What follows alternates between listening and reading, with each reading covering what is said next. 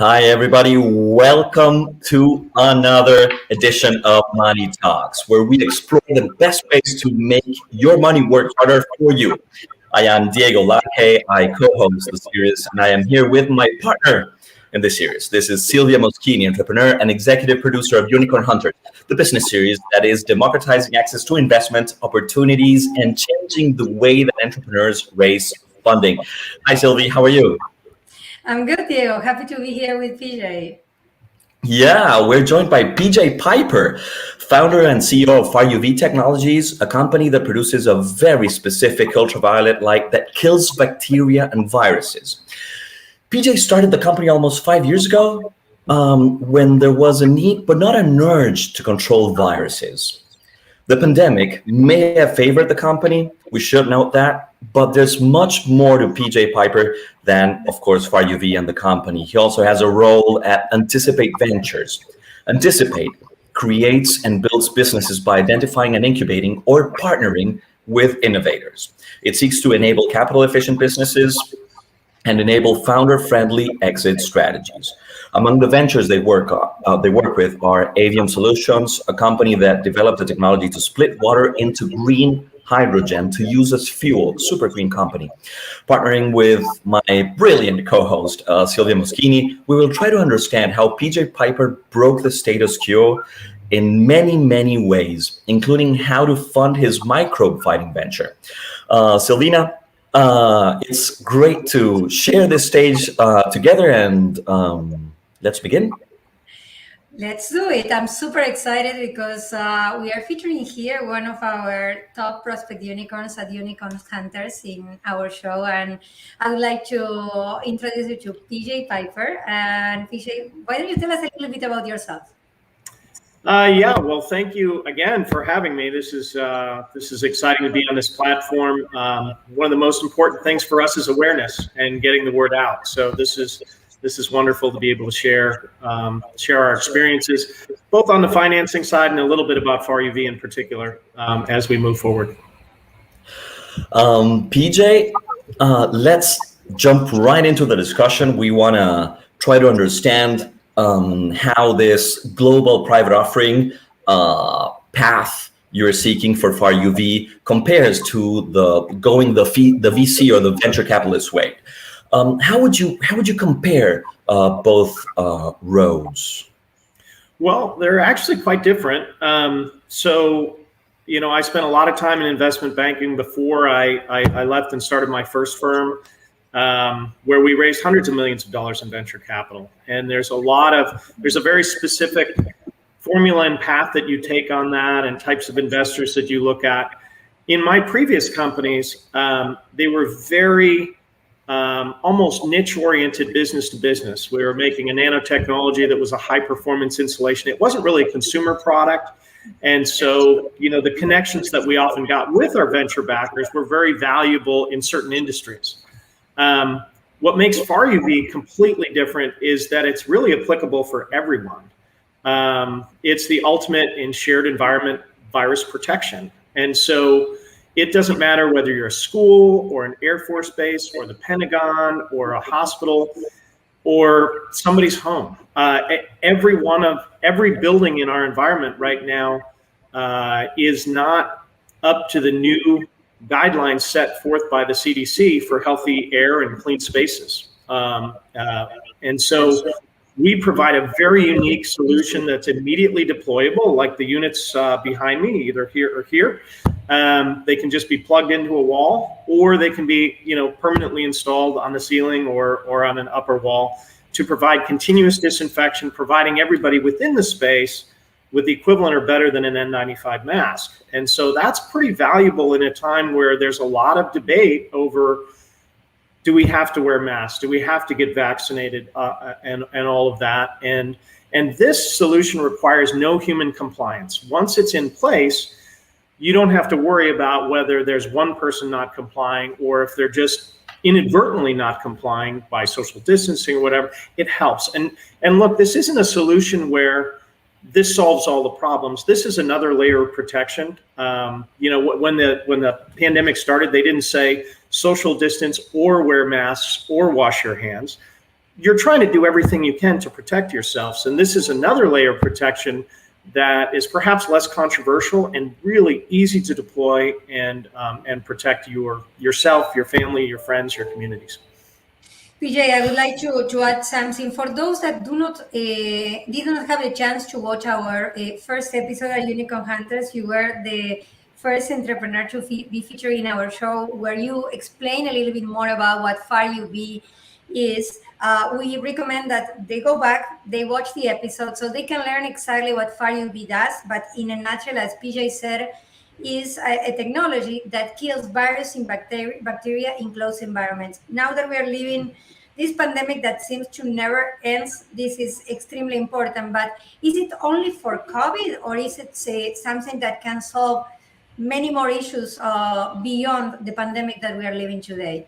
No, that's actually a great question. And Diego kind of foreshadowed that by saying we started working on this 5 years ago under contract with NASA to prevent foodborne illness, E. coli, salmonella, the things you might read about in the paper that shut down restaurants or food processing facilities. And a few years ago, we started really working closer with the Army and some of the military services around hospital-acquired infections like MRSA and C. diff and those. When COVID hit, it really didn't change our platform any, with one major exception. A lot for the past 10,000 years of recorded history, people have accepted the pathogens that lead to infectious disease as almost a factor of fate.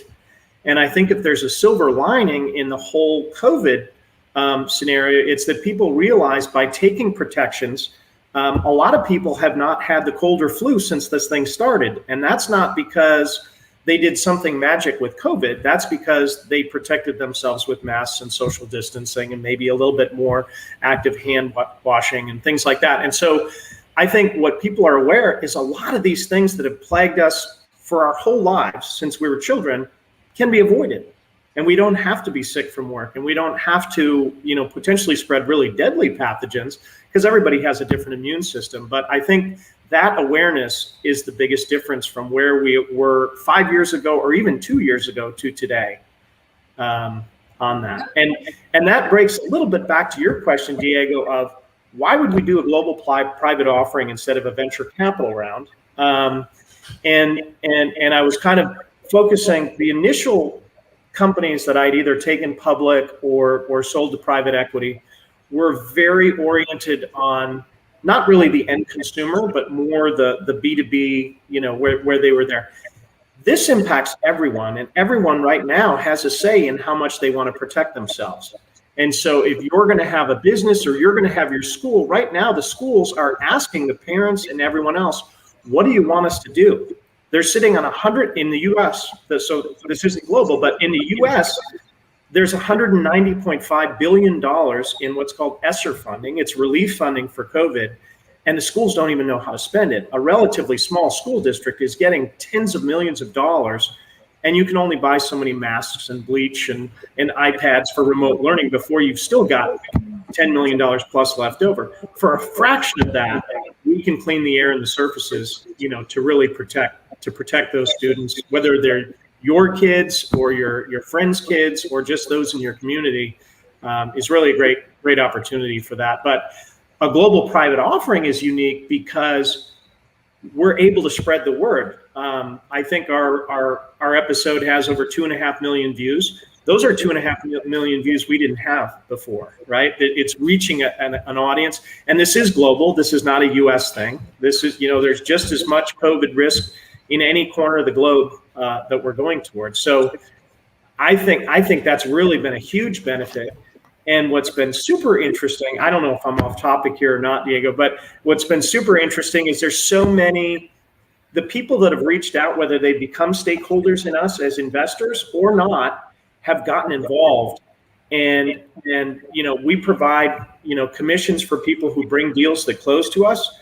And some of the people who invested have already made more than their money back already and are continuing to build on that momentum in other schools and hospitals and other areas around them. So I think it's a really unique story. It's probably a little bit different than some of your other companies, just in the way that there are multiple ways to make money far beyond the equity investment, although I think they're going to find that to be pretty pleasing as well. And I love that you mentioned that, sorry, Diego, PJ, because you're helping the schools to keep their children safe. You're helping the economy bounce back by securing the work environments of companies and workspaces as well. But you're also allowing people to partner up with you in your success as your shareholders, not only as your shareholders, but also as your partners, because you mentioned that they have the opportunity to co-build with you, to bring businesses and make money. So democratizing the access to investment opportunities allows people from around the world to be a part of the next big thing. And this is something that I, as an entrepreneur, I think is extremely important, because you are making them part as your shareholders or investors of the growth of your company, and they can be an active participant driving this growth as well. So what are the catch? What is the catch? Because it seems like too good to be true. So where do you see that? I have at least one investor who said that he's so excited about it, but he's looking for the catch, and I don't know what to tell him. Like it's pretty straightforward, and what's neat about this opportunity to do these to get involved. Every investor is an ambassador of the company, right? So they're not just invested, through their money. They're invested because they probably believed in the mission to help people and help solve some of this crisis that we're in right now. Not only this one, but the fact that COVID isn't going away, and neither is the next pathogen that emerges next year, right? And so there's going to be a constant need for this. But what I found actually even interesting is there's some people who haven't invested who are so excited to get involved and have become channel partners and have referred us to their school. And their school is ecstatic because the schools don't know what to do with the money. They don't have all the answers. And the traditional means of social media or email marketing, those aren't always easy to get across, because we're also in kind of a somewhat distrustful world, right? Where it seems like there's snake oil out there and whatnot. But when people are able to hear the story, when they're able to know that almost, all across academia, they validated FAR UV, its effectiveness, its safety, and that it's the preferred choice of the Pentagon and our Department of Defense, and that we have national stock numbers and all the rest of this. I don't think there's a catch. I think the catch for us is awareness, because when that school board gets together and they decide what they're going to buy, if they don't know we exist, they're not going to ask for us. And I think the world doesn't have more millionaires because many people out there think that every good opportunity is a scam. And there are great opportunities out there. And when we get in front of them, we need to act. And as individual investors, if we have the feeling about what can be a scalable opportunity and Unicom potential businesses, we have the opportunity to also have gigantic returns. So what is, in your views, the future of the company? What's in it for your investors now, in addition to the ability to help you bring more businesses and drive awareness and make money in the process? So if someone invests, let's say, $10,000 in your company today, what is what you envision as the path to success for them? Well, there's several paths, and I think we kind of just discussed some of them. I guess first and foremost, if you look at the shared environment that the spaces that we occupy, whether it's schools or hospitals or defense facility, all the rest of these, it's about a $3.5 trillion immediately addressable opportunity where there isn't already an installed base. What exists today is HVAC units that are on the roof that are pumping in a certain amount of fresh air into our spaces. Probably about half or less than half of the air that's recommended by the CDC and ASHRAE, the HVAC organization that kind of dictates safety in spaces. So it's an immediately addressable opportunity. So what does that mean? Well, it kind of means the immediately addressable markets are vast and right there in front of us. So our challenges are associated with how fast we can scale our production capacity to meet the demand. I mean, in the example you gave of somebody who puts in $10,000, they may have a child in school or a friend with a child in school where they can get directly to a school board member. So an average school district is probably $1 million sale for us. Add up to an 8% commission, they could make $80,000 in cash almost immediately within a few weeks. Our sales cycle to land a school is less than a month, because it's so clear, the value proposition is so compelling. So let's say within a couple months, they might make 8x their money that they put in. That doesn't even account for the fact that as a company, every one of those comes in, $1 to $5 million on those. We quickly scale to 100 million or $1 billion in revenue. It's not in the number of schools out there. Even if we didn't do anything else but schools, if we got 1% of the ESSER money, that's almost $2 billion of a market. So I think there's a lot of ways to potentially make money. Obviously, we can't represent that anything's our guarantees, all the rest of that kind of thing. But there are multiple ways that somebody can get involved. And I think we told you during the Unicorn show, one of the things that probably makes us unique is we didn't have to raise the money. We've been cash flow positive since inception. We've been trying to double our production capacity and ability to meet demand every few months or every 2 to 3 months as it is. But this really turbocharges it. So yes, we're accepting of that capital. And more importantly, we love getting new evangelists and ambassadors on board. And if they're also an investor in the company, you can just see their involvement and excitement over it as they go forward. Yeah, and talking about how you're trying to enter the market and how and a very important point, you've been cash flow positive since inception.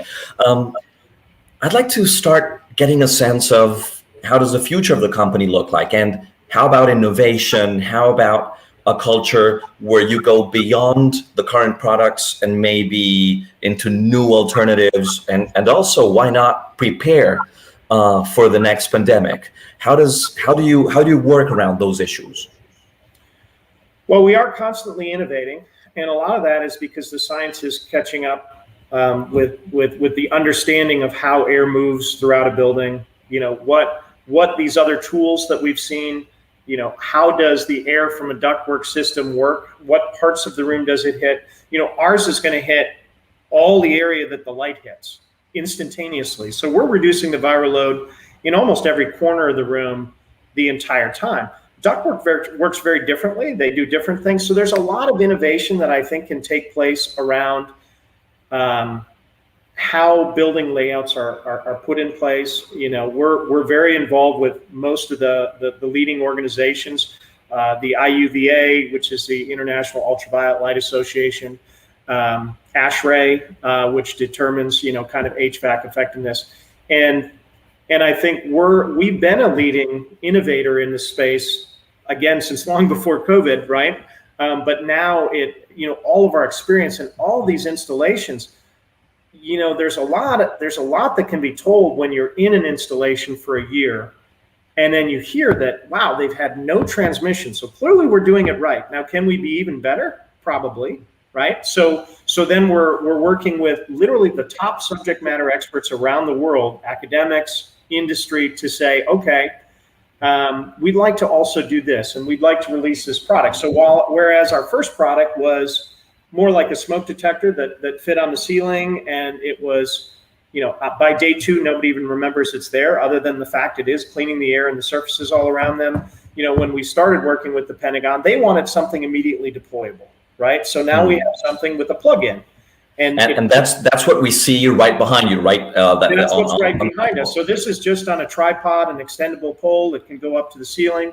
And so it's immediately deployable. So now you've got situations like, well, what if you had election booths? What if you had Department of Motor Vehicles? What if you had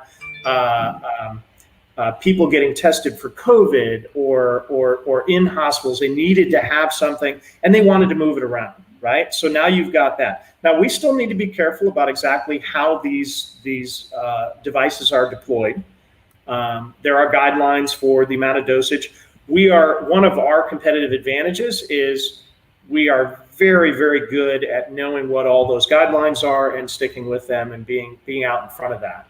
So as a trusted resource, people will come to us and know that our solutions are safe and are going to give them the most effective solution that they can get within those guidelines. PJ, how does the competitive landscape looks like? What are the protections that your company has in terms of the copycats or companies that will, leverage from all the research R&D that you have done and will try to come up with something similar to Far UV? Sure. Well, there's a couple of different ways to look at that. There's actually quite a bit of know-how into how to make our designs, and whether that's in the components themselves or the programming of the devices to make sure they work well. Some aspects of that could be potentially reverse engineered, other ones cannot, or it's very difficult to.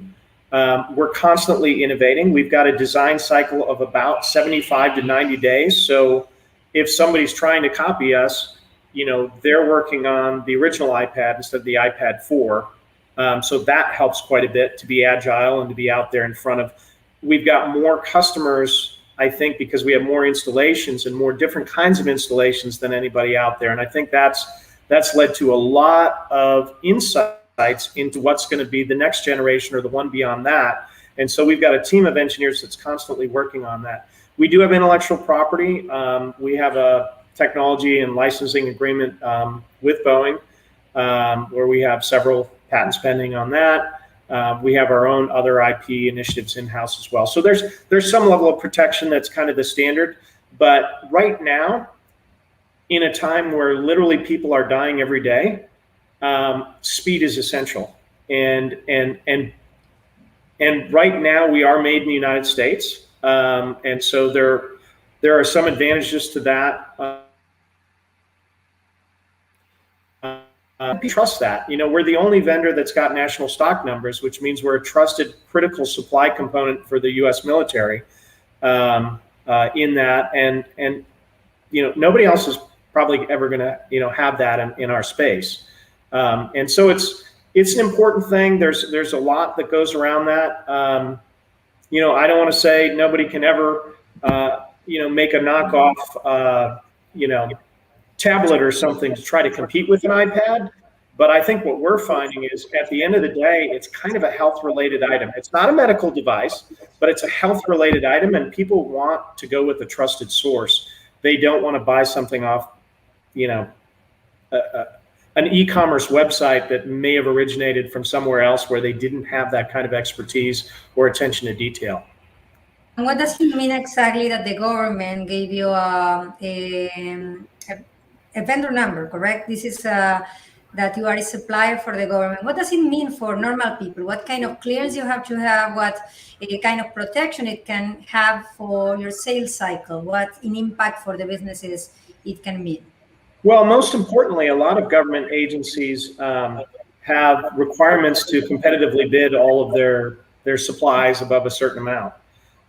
When you have a national stock number, when you're on a GSA schedule, or when you're on a cooperative contract, all of which we either have or are deep in the process of having, it allows for people to immediately source something, not put something in the paper for 30 days, requesting other bids to come in, and then they have to do another 30 to 69. Nobody wants to wait 90 days for protection for what they've got when they know that this is the one that's already chosen by the Pentagon and multiple hospitals and the rest of that. They want to source it.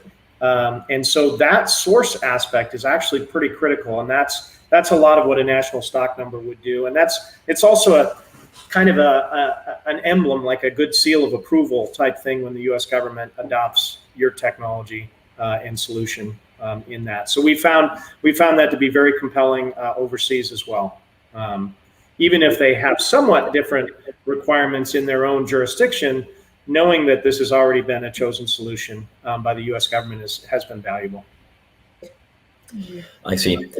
I'd like to go into some recent reading. McKinsey, the consultancy, includes counts as value for stakeholders a strong environmental and social proposition.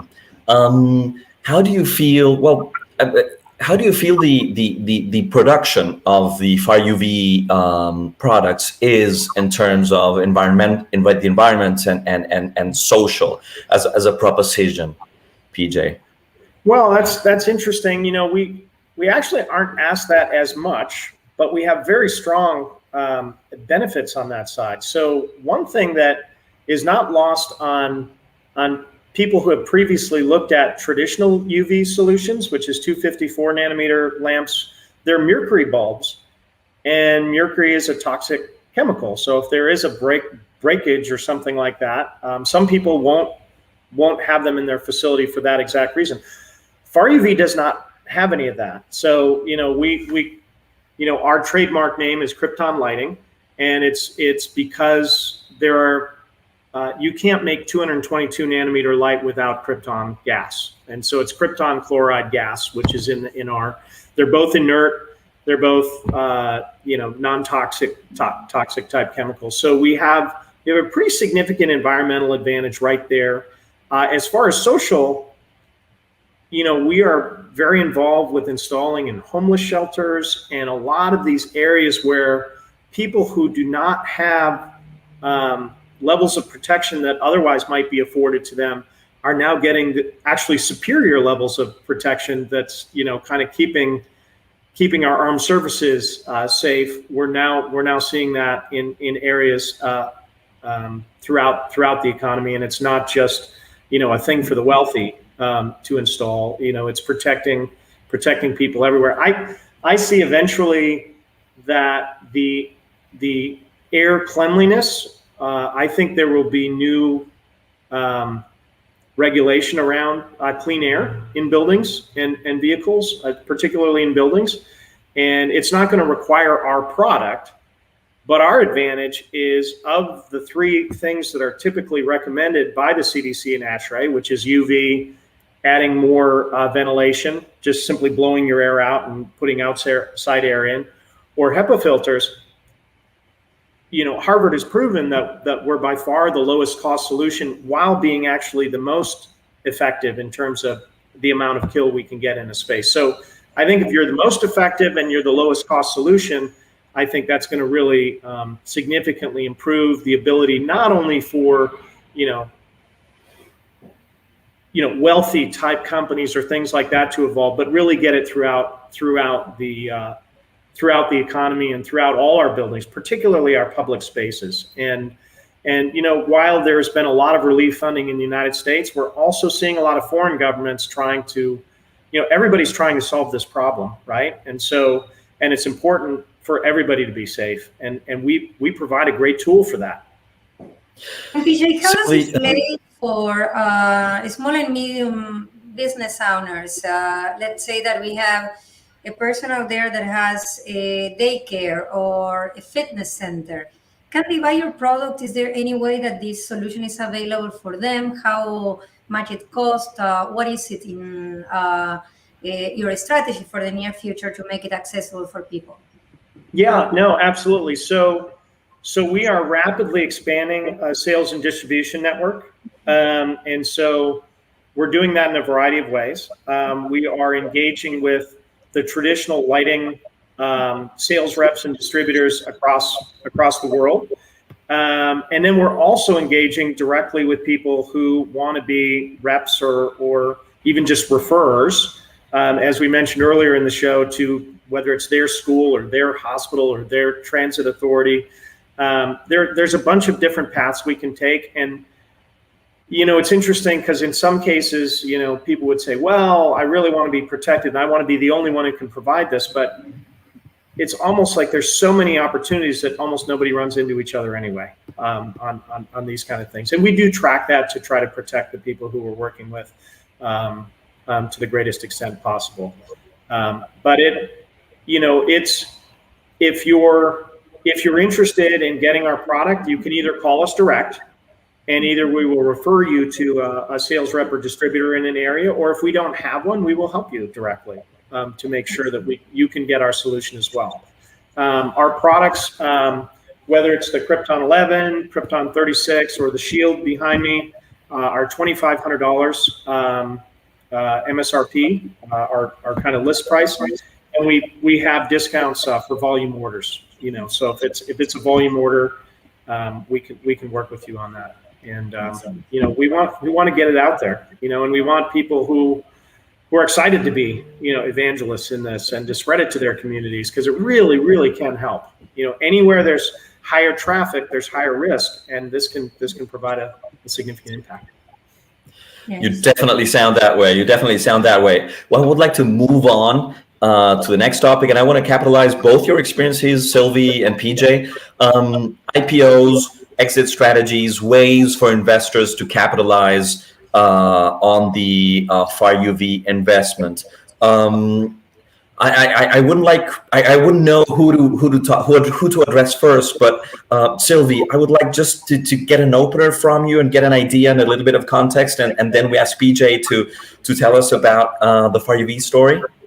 Well, as entrepreneurs, we're always trying to look for ways to create value for our shareholders, because they are instrumental for our strategy to make our dreams come true. So in our case, we created a path with different initiatives, from secondary markets to taking the company public, and also combining with a very open and straightforward and transparent communication strategy. So the value that we create for our shareholders are the opportunity to have their stock liquid, and also, as PJ said, like creating opportunities so they can partner with us in helping us grow. So we are co-building with them. But most importantly, because here we are looking for people who are considering becoming part of the extended far UV team by investing in the company and helping them take to the market at the scale. I will yield to PJ to give us some visibility and light on how he is planning to generate a liquidity event for his investors and what is the value for them.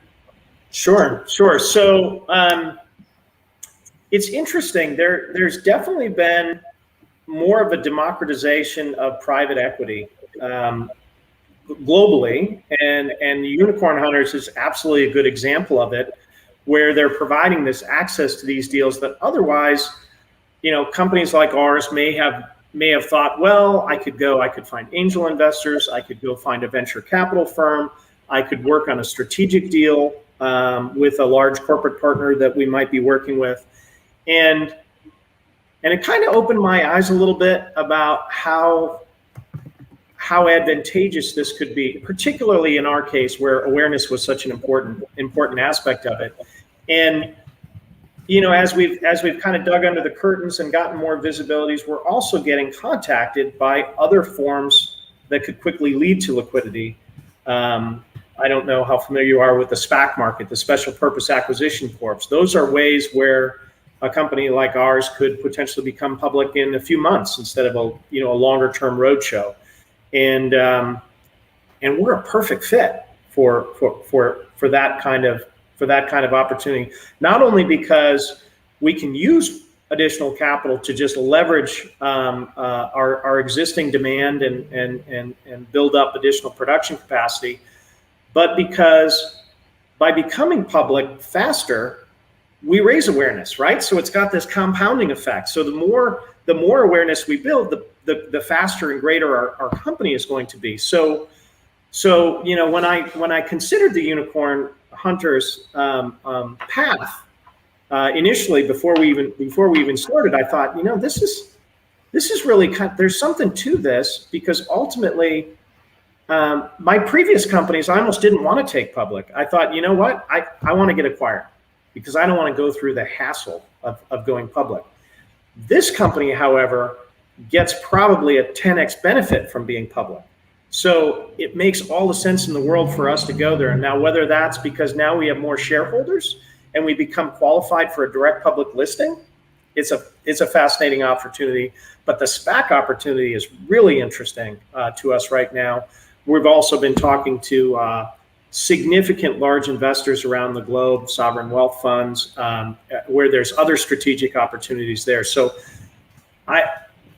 you can never have a crystal ball as to exactly when you'd have the liquidity, but in our case, the stars align that suggest that a sooner event would be advantageous for us and all stakeholders in our company. So I could see that rapidly developing.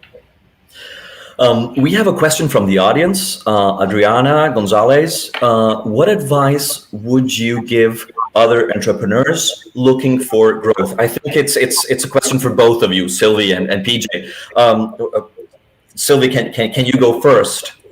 Well, I will take from PJ comments. I think it's the opportunity to co-build with thousands of investors around the world, give you people with skin on the game that will be there working hand in hand with you to make your company succeed. So access to capital is probably one of the most challenging things that entrepreneurs have to face when you go the traditional route that we are taught in the business school, like go to accelerator, get a VC, then go to private equity, then probably go to an IPO or SPAC or an M&A. We are missing a massive opportunity there, the power of people, and the power of people who can supercharge your company in many more different aspects. So one of the things that I feel extremely strong about Unicom Hunters and what we created is the opportunity not only to democratize the access to growth capital for entrepreneurs, because for us entrepreneurs, capital is the vital fuel that we need to make our dreams come true, our dreams of impact come true, but also the opportunity to give people, normal people, people that otherwise wouldn't have had the chance to be part of something big, the same opportunity that venture capitalists have, democratizing the access to this future SpaceX, Facebook, before they are too expensive and too big. So this is something that I will say, like, think outside the box. As women, I always like to say, skirt the rules. Don't break them, just bend them. Think laterally. Use your emotional intelligence to see alternative ways of getting things done. And giving people the power to empower you is one of them. And PJ? Yeah, I mean, I would echo Silvina's thoughts there. It's actually interesting, and something lost in a little bit of this is that angel investors, which is largely what we're talking about, it's individual investors in many cases, non-institutional investors, often don't do as well in a traditional venture capital financing scenario, because a venture model often implies that there's going to need to be several successive rounds of financing to get to an IPO. And the way that a lot of the terms are structured are that earlier rounds get heavily diluted or some aspects like that through it. And it's a little bit of a longer discussion and a complicated story. But if everybody has the same type of equity, which is what we're talking about here, where the new stakeholders have the exact same type of equity as I do, it's very beneficial for both founders and those individual investors, versus in a venture round where the last round, almost most of the spoils go to the last round in. And if it takes 4 rounds to get somewhere, not everybody has the capability of putting in 100 and then 250 and then 500 and then $1 million, right, on an individual level. So if you're kind of all on that individual same playing field, it's really advantageous for investors or private investors, non-institutional investors, to participate in this kind of opportunity. That's my opinion.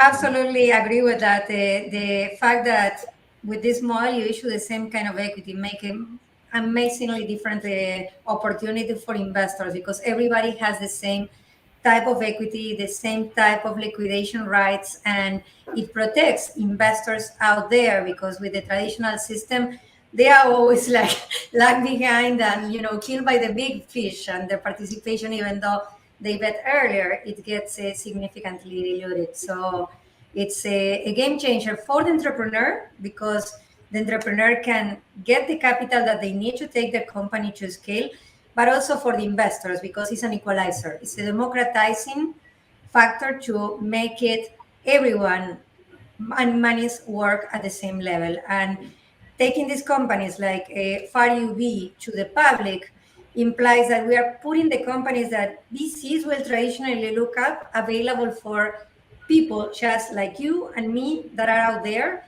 and have extra capital to take advantage of the massive opportunity that these companies that has been highly vetted can bring to the table and can bring for them.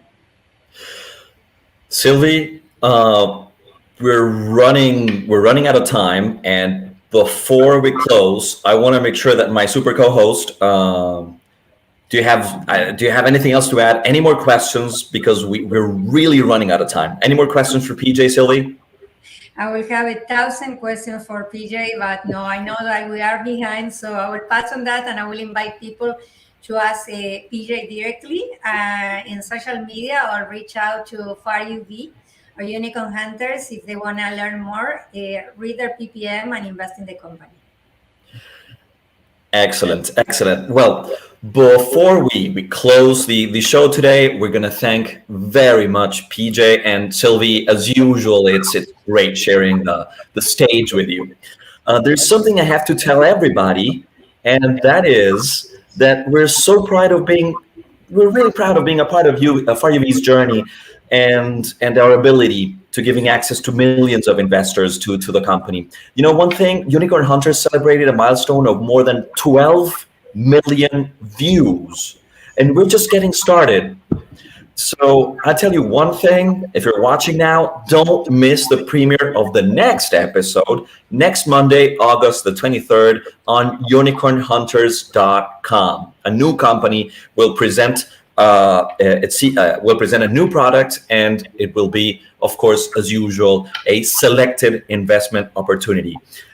Sylvie, always great to share the stage with you and with you, PJ. And this is Money Talks, where we bring the most interesting people to help you put your money to work. And in our next episode of Money Talks, we are talking to accelerators to show you how they work and what they are looking for a project to invest. So you have also the other side of the coin and learn how to make your money work for you. Excellent. And well, we're going to meet next time. Until then, don't forget to follow us on Twitter, Instagram, especially on LinkedIn. And on behalf of our wonderful production team, thank you very much for following us, and we'll see you next time. And PJ, we'll stay in touch and we'll follow your story. See you next time, everybody. Bye-bye. Thanks. Thank you. Bye-bye.